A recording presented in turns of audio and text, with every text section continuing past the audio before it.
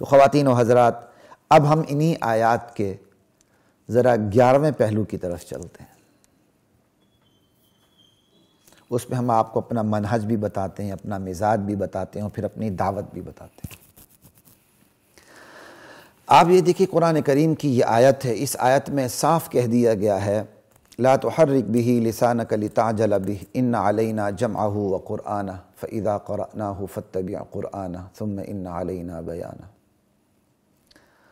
آپ نے زبان کو حرکت نہیں دینی، قرآن کی وحی جب اتر رہی ہو اس کو سینے میں جمع رکھنا، اس کو آپ کی زبان سے ادائیگی کروانا ہمارا کام ہے۔ جب ہم تلاوت کر رہے ہوں آپ نے خاموش رہنا اور سننا ہے بس۔ تو قرآن کریم کی آیات الفاظ کے عموم کو دیکھ کر منطبق کی جاتی ہیں۔ قرآن کریم کی آیات شان نزول میں بند نہیں ہوتی، یہ بات یاد رکھیے گا۔ تو یہ کیا کہتے ہیں، العبرۃ لعموم اللفظ لا لخصوص السبب، اعتبار الفاظ کے عموم کا ہوتا ہے، مخصوص سبب کا نہیں ہوتا۔ تو الفاظ میں عموم میں جب قرآن پڑھا جا رہا ہو تو خاموشی سے سنیں، بس خاموش رہیں اور سنیں، سمجھے؟ وَإِذَا قُرِئَ الْقُرْآنُ فَاسْتَمِعُوا لَهُ وَأَنصِتُوا، قرآن پڑھا جا رہا ہو کان لگا کے سنو، خاموش رہو۔ یہ آیات امت کے اس سب سے بڑے طبقے کی دلیل ہے جو یہ سمجھتا ہے کہ امام کے پیچھے مقتدیوں کو فاتحہ نہیں پڑھنی چاہیے۔ یہ قرآن کی دلیل قاطع ان کے پاس موجود ہے کہ جب امام تلاوت کر رہا ہو تو آپ خاموش رہیں، کیوں قرآن کا حکم ہے جب قرآن پڑھا جا رہا ہو تو خاموش رہو۔ اور یہ امت کا سب سے بڑا طبقہ ہے۔ احناف، چاروں ائمہ میں احناف کی تعداد پوری دنیا میں سب سے زیادہ ہے۔ تو امت کے علماء کی جو سب سے بڑی تعداد ہے امت میں، وہ یہ سمجھتی ہے کہ جب قرآن پڑھا جا رہا ہو کسی بھی صورت میں، چاہے وہ امام ہے، اب امام قرآن پڑھ رہا ہے تو پیچھے مقتدیوں کو خاموش ہونا چاہیے، انہیں خود فاتحہ نہیں پڑھنی چاہیے یا کوئی اور صورت نہیں پڑھنی چاہیے۔ اور جب یہ حدیث آتی ہے تو اس میں ہمارے محدثین جو فاتحہ خلف الامام کے قائل نہیں اس کو دلیل کے طور پر پیش بھی کرتے ہیں۔ لیکن یہاں میں نے یہ بات اس لیے نہیں کی کہ میں آپ کو فاتحہ خلف الامام پہ دلائل دینے شروع کر دوں اور دوسروں کو رد کرنا شروع کر دوں اور پیچھے پڑ جاؤں، نہیں۔ میں نے یہاں یہ جو پہلو ذکر کیا ہے وہ منہج اور مزاج کو واضح کرنے کے لیے پیش کیا ہے، اور اسی منہج اور مزاج کی طرف آپ کو دعوت دینے کے لیے میں نے پیش کیا۔ ٹھیک ہے، الحمدللہ میں بھی امام کے پیچھے فاتحہ خلف الامام کا قائل نہیں ہوں، الحمدللہ علی وجہ البصیرت حنفی ہوں، ٹھیک ہے۔ لیکن بات یہ ہے، فروعی مسائل کے اندر ہمارا منہج اور مزاج یہ ہے کہ ترجیح دیں، تغلیط نہ کریں۔ فروعی مسائل ہیں، آپ اپنی ترجیح پہ عمل کریں، بس۔ آپ نہیں پڑھتے، مقتدیوں امام کے پیچھے فاتحہ نہ پڑھیں، جو پڑھتے ہیں ان پہ تنقید نہ کریں، بس۔ اسی طرح ہم یہ سمجھتے ہیں جو امام کے پیچھے فاتحہ پڑھتے ہیں وہ ضرور پڑھیں، نہ پڑھنے والوں پر تنقید نہ کریں۔ یہاں یہ کیا کہتے ہیں سلوگن فٹ آتا ہے، اپنے مسلک کو چھوڑو نہ، دوسرے کے مسلک کو چھیڑو نہ۔ یہ فروعی مسائل پر یہ سلوگن فٹ آتا ہے، ہر جگہ نہیں آتا۔ ہمارے بہت سے ساتھی جن کو عقیدے کا ککھ پتہ نہیں ہوتا اور عقیدہ بیان کرنے کی اللہ نے ان کے اندر ہمت بھی نہیں رکھی ہوتی، غیرت اور حمیت بھی نہیں رکھی ہوتی، ابا جی کی کرامات پر وہ گزارا کرنے والے لوگ ہوتے ہیں، وہ یہ بار بار یہ جملہ پیش کرتے ہیں کہ اپنے مسلک کو چھوڑو نہ، دوسرے کے مسلک کو چھیڑو نہ۔ بھائی جب آپ حق بیان کریں گے باطل چھڑے گا، اگر آپ حق بیان کرتے ہیں باطل کو آگ نہیں لگتی تو خدا کی قسم آپ نے حق بیان کیا ہی نہیں۔ آپ نے پیچھے نہیں سنا ورقہ بن نوفل کی بات کہ کاش اس وقت تک میں زندہ رہوں جب آپ کی قوم آپ کو نکال باہر کرے گی، کاش میں اس وقت جوان ہوتا جب کیا کہتے ہیں جب آپ کی قوم آپ کو نکال باہر کرے گی۔ اللہ کے نبی پوچھتے ہیں وَمُخْرِجِيَّهُمْ، حیرت سے، کیا واقعی میری قوم مجھے باہر نکال دے گی؟ کہا ہاں، جو پیغام آپ لے کر آیا ہیں، وہ جو بھی پیغمبر لے کر آیا اس کے ساتھ عداوت ضرور کی گئی ہے۔ حق کی نشانی یہ ہے، حق کی دعوت اٹھتی ہی تو کھلبلی مچ جاتی ہے، یہ بات یاد رکھیے۔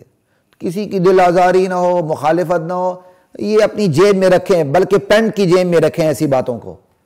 دل آزاری کرنے کے لیے ہم حق بیان نہیں کرتے، ہم حق کو قائم رکھنے کے لیے حق بیان کرتے ہیں۔ اب اسی میں کسی کی دل آزاری ہوتی تو یہ اس کا اپنا قصور ہے کہ اپنے دماغ کو ٹھیک کرے، ورنہ کیا قرآن کریم سے دوسروں کو دل آزاری نہیں ہو رہی ہے؟ تو کیا اللہ کا کلام غلط ہے؟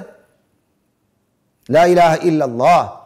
تو بات کہاں سے کہاں چلی گئی مجھے یاد نہیں رہا، جس پہ میں بات کر رہا ہوں بنیادی بات تو یاد ہے، اگر درمیان میں کوئی ایسی جزوی بات میں کر رہا ہوں یاد نہ رہے تو معذرت۔ میں بات یہی کر رہا تھا، فروعی مسائل پہ جو ہمارا منہج مزاج اور جس کی طرف ہم الحمدللہ علی وجہ البصیرت دعوت دیتے ہیں وہ یہ ہے، فروعی مسائل کے اندر اپنے مسلک کو چھوڑو نہ، کسی کے مسلک کو چھیڑو نہ۔ آمین بالجہر ہے، فاتحہ خلف الامام ہے، رفع دین ہے، ہم علی وجہ البصیرت کرتے ہیں، کہتے ہیں جو رفع دین کرتا ہے کرے، شوق سے کرے، ہم اسے غلط کہنے کے لیے تیار نہیں۔ جو امام کے پیچھے فاتحہ پڑھتا ہے پڑھے، ہم اسے غلط کہنے کے لیے تیار نہیں۔ جو نہیں پڑھتے نہ پڑھیں، جو رفع دین نہیں کرتے نہ کریں، جو آمین بالجہر نہیں کرتے نہ کریں، اور جو مقلدین ہیں ان کو ایک ہی امام کے پیچھے تقلید کرنی چاہیے۔ یہ انتظامی حکم کا تقاضا ہے۔ یہاں تقلید، عدم تقلید پر گفتگو کرنا میرا مقصد نہیں ہے، میرا مقصد صرف آپ کو اتنا ہی سمجھانا ہے، فروعی مسائل کے اندر مزاج ہمارا یہ ہے کہ بس ترجیح دینی ہے۔ اگر اس ترجیح کے خلاف امت کا کوئی طبقہ دوسری ترجیح پر عمل کر رہا ہے تو کرنے دیں۔ آپ کے پیٹ میں کیوں درد ہوتا ہے؟ میرے پیٹ میں کیوں درد ہونا چاہیے؟ میں فاتحہ نہیں پڑھتا امام کے پیچھے، ٹھیک ہے، لیکن میرے فاتحہ نہ پڑھنے سے کسی کے پیٹ میں مروڑ نہیں اٹھنے چاہیے۔ اسی طرح ایک شخص اہل حدیث ہے یا شافعی المسلک ہے یا حنبلی المسلک ہے، وہ امام کے پیچھے فاتحہ پڑھتا ہے تو وہ فاتحہ پڑھے تو میرے پیٹ میں مروڑ نہیں پڑنے چاہیے۔ جب تک یہ مزاج نہیں بنتا، اللہ لا یزال کی قسم امت میں اتحاد نام کی کوئی چیز نہیں آ سکتی۔ فروعی مسائل میں دھیمے رہیے، اپنے مسلک پہ عمل کریں۔ بس ترجیح کہتے کس کو ہیں؟ ترجیح کے اندر تغلیط نہیں ہوتی۔ آپ ترجیح دیتے ہیں تو مطلب کیا ہوتا ہے؟ میں اس بات کو زیادہ بہتر سمجھتا ہوں، اور جس بات کو آپ نے چھوڑا ہے اسے غلط نہیں کہتے بلکہ اسے بہتر سمجھتے ہیں۔ یہ کم بہتر، یہ زیادہ بہتر، بس اتنا سمجھتے ہیں۔ تو میں اب یہاں فاتحہ خلف الامام پہ دلائل کا انبار لگا دوں، یہ میرا مزاج نہیں ہے۔ میں نے صرف اتنی بات پیش کر دی، یہ جو فاتحہ خلف الامام کے قائل نہیں ہیں ان کی یہ آیت دلیل ہے، بس اتنی سی بات ہے۔ اور جو فاتحہ خلف الامام پڑھتے ہیں ان کے پاس احادیث، بہت بڑی تعداد میں ان کے پاس احادیث کی دلیل ہے۔ وَلِكُلٍّ وِجْهَةٌ، سمجھ آئی؟ کوئی مسئلہ نہیں، ان کے پاس بھی دلیل ہے، ہم ان کو غلط نہیں کہتے۔ یہ تو نبی علیہ السلام کی سیرت کی مختلف ادائیں ہیں، کہیں ایک ادا اللہ نے محفوظ کر دی، کسی طبقے میں کون سی ادا محفوظ کر دی، یہ اللہ کا اپنا طریقہ کار ہے۔ تو ہمارا منہج یہی ہے فروعی مسائل میں، ہمارا مزاج اور ٹیمپرامنٹ یہی ہے فروعی مسائل میں، منہج یہی ہے فروعی مسائل میں، چھوٹے مسائل میں۔ ہماری دعوت بھی یہی ہے فروعی مسائل میں، اصولی مسائل میں نہیں۔ اصولی مسائل میں سمجھوتا نہیں، فروعی مسائل کو چھیڑنا نہیں۔ یہی دعوت اس چینل کے تھرو میں اپنے طبقے کو بھی دیتا ہوں۔ الحمدللہ حنفی ہوں، الحمدللہ دیوبند کے گارڈ سے پانی پیا اور مجھے اس پہ فخر ہے، اور دیوبند کے کسی ایک رنگ کے گارڈ سے پانی نہیں پیا الحمدللہ۔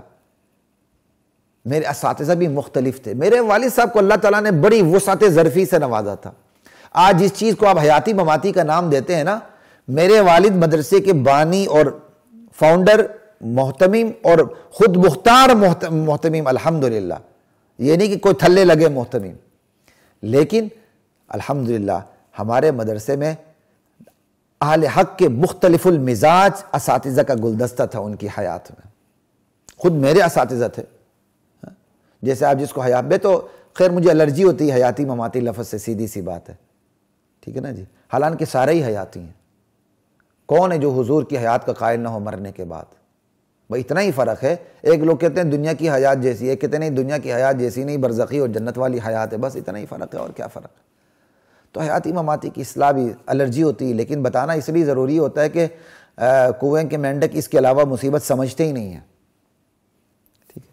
تو میرے اپنے اساتذہ کے اندر مختلف المزاج اساتذہ تھے، حیات کے قائل بھی تھے، ممات کے قائل بھی تھے، تھانوی مزاج بھی تھا، مدنی مزاج بھی تھا۔ میرے والد صاحب خود حضرت شیخ القرآن مولانا غلام اللہ خان رحمہ اللہ کے شاگرد، تفسیر کے اندر ایک نہیں بارہا تفسیر حضرت شیخ سے پڑھی میرے والد صاحب نے، اور خصوصی شاگردوں میں۔ اور اسی طرح میرے والد صاحب بانی دارالعلوم حقانیہ کورا خٹک مولانا سمیع الحق شہید کے والد، مولانا انوار الحق صاحب اللہ ان کی زندگی کو دراز کرے، ان کے والد مولانا شیخ الحدیث مولانا عبدالحق صاحب رحمہ اللہ تعالی، خصوصی شاگرد میرے والد صاحب ان کے، قابل ترین شاگردوں میں میرے والد صاحب ان کے، الحمدللہ آخری عمر تک ان کے ساتھ تعلق رہا۔ الحمدللہ ان کی وفات پر میرے لڑکپن کا دور تھا، ان کی وفات پر میں والد صاحب کے ساتھ باقاعدہ دارالعلوم حقانیہ گیا تھا۔ اس کے علاوہ بھی ہم جاتے ہیں، ہمارا ان کے ساتھ بڑا والہانہ تعلق ہے، جس طرح ہمارا تعلق دارالعلوم تعلیم القرآن کے ساتھ والہانہ ہے، دارالعلوم اکورا خٹک کے ساتھ بھی بڑا والہانہ ہے۔ ہم تو دارالعلوم حقانیہ کو پاکستان کا دیوبند سمجھتے ہیں، دارالعلوم دیوبند سمجھتے ہیں۔ لا الہ الا اللہ۔ الحمدللہ یہ مزاج تو ہمیں اپنانے میں کوئی تکلیف ہی نہیں ہے، کیونکہ یہ مزاج ہمیں ورثے میں ملا، اساتذہ بھی مختلف المزاج ملے، اور ہر رنگ کے استادوں سے ہم نے الحمدللہ استفادہ کیا۔ میرے والد صاحب کے علم میں یہ بات تھی کہ میں مولانا ابو الحسن علی ندوی رحمۃ اللہ علیہ کی کتب کا بہت مطالعہ کرتا ہوں، یہ ان کے علم میں بات تھی زمانہ طالب علمی سے۔ اس وقت مولانا ابو الحسن علی ندوی رحمۃ اللہ علیہ زندہ تھی، تو کچھ عرصہ ہوا فوت ہوئے ہیں، تو میرے والد صاحب کے علم میں یہ بات تھی، اور میں الحمدللہ خیر میں مولانا ابو الحسن علی ندوی رحمۃ اللہ علیہ کے تاریخی افکار سے تو متفق نہیں ہوں، لیکن جو ان کا اتنا بڑا کام ہے امت کے لیے، اس کا تو میں مقلد کی حد تک ان کا کیا کہتے ہیں ان سے متاثر ہوں، اور میں نے ان کی تحریروں سے بہت ہی فائدہ اٹھایا ہے۔ جہاں تک تاریخ کی بات ہے، تاریخ میں بڑے بڑے کمزور پڑ گئے ہیں، تو اگر تھوڑی بہت غلطی ادھر ادھر ہوگی تو کوئی فرق نہیں پڑتا۔ تاریخ میں تو مولانا منظور نعمانی اور مولانا عتیق الرحمن سنبھلی یہ زیادہ بہتر چلتے ہیں انڈیا کے اندر۔ لا الہ الا اللہ۔ تو آپ کو بتانے کی بات صرف اتنی تھی کہ مولانا ابو الحسن علی ندوی رحمۃ اللہ علیہ کی میں کتب کو مطالعے میں رکھتا تھا، تو اپنے آخری دورے میں جب پاکستان تشریف لائے، غالباً شیراں والا گیٹ آیا، تو ہم سے زیادہ دور بھی نہیں تھا، بس میری اپنی سستی، کاہلی، کم قسمتی کہ میں نہیں جا سکا مولانا ابو الحسن علی ندوی رحمۃ اللہ علیہ کی زیارت کرنے۔ میرے والد صاحب کو جب پتہ چلا کہ میں نہیں جا سکا تو ناگواری کا اظہار کیا کہ کیوں نہیں گئے تم مولانا کی زیارت کرنے۔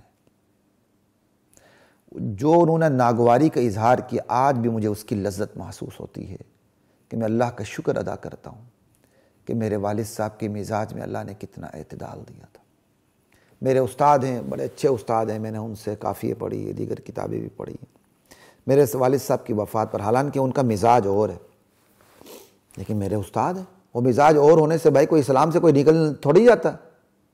یہ تو مختلف المزاج لوگ ہوتے ہیں، پھر ہی کوئی گلدستہ تیار ہوتا ہے، ہر پھول کی اپنی خوشبو ہے۔